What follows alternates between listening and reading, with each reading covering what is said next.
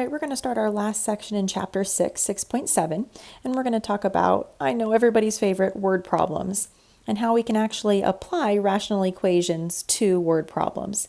Now, I know word problems are challenging, but the only way that they're going to get better is by practicing. So we're going to practice a couple of each type. I highly suggest you practice these with me. Maybe even pause the video, try them yourself first and see how far you get, and then really make sure that you're doing your homework and doing even similar problems to make sure that you get as much practice as possible before moving forward, okay? All right, as we're doing these word problems, please make sure that you read the problem carefully and maybe even visualize what's happening.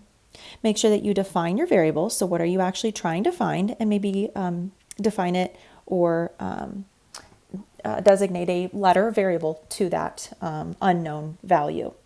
Organize your information. So maybe draw a picture, maybe highlight or underline important information, anything that's going to kind of get you the important information.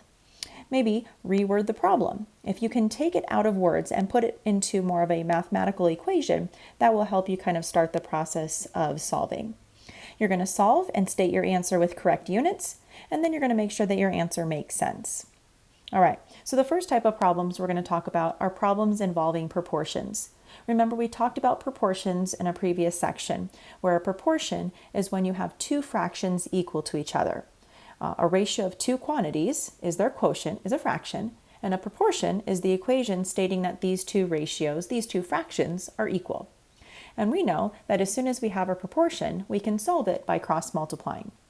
So let's go ahead and do some word problems where we can set them up into proportions and then we can solve.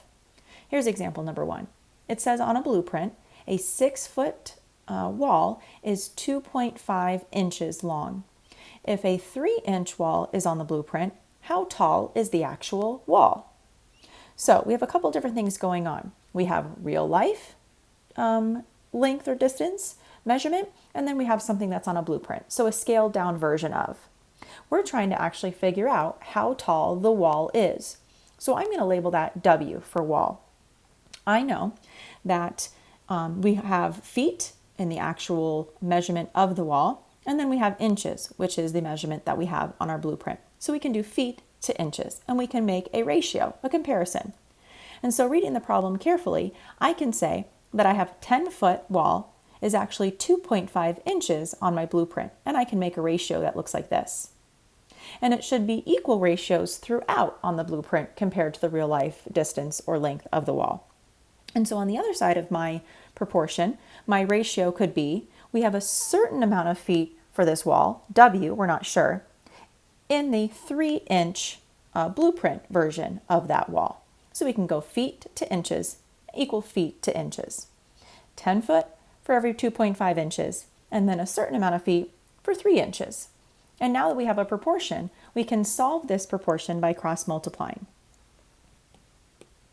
I can take the 10 times the 3, 30, and set it equal to 2.5 times W. I can now solve this equation by dividing both sides by 2.5, and I end up getting W equals 12. Perfect. Now what does that 12 mean though, in context to the problem? Well, remember, W is what we call the distance or the length of the wall. How tall is the wall if on the blueprint it really measures 3 inches? Well, if on the blueprint is 3 inches, we know that the wall then would be 12 feet. And so I can label it, making sure that I have the correct units and making sure that the answer makes sense. All right, let's do another one that might deal with proportions. In a potato recipe, the ratio of milk to flour is 3 to 13. If 5 cups of milk are used, how many cups of flour is to be used? So we want to make sure that we follow the recipe. So I can do a ratio of milk to flour. Well, they tell me in the recipe, the ratio of milk to flour is 3 to 13. So I can do that for one of my ratios. So that way I can use the same ratio to figure out how much flour, can I call that F, is used if we have 5 cups of milk.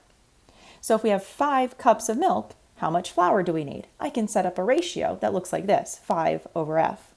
I now have a proportion, and I can solve this proportion by cross-multiplying. I can divide both sides by 3, and I end up getting F equals 15. Let's go ahead and label our answer and make sure that it makes sense.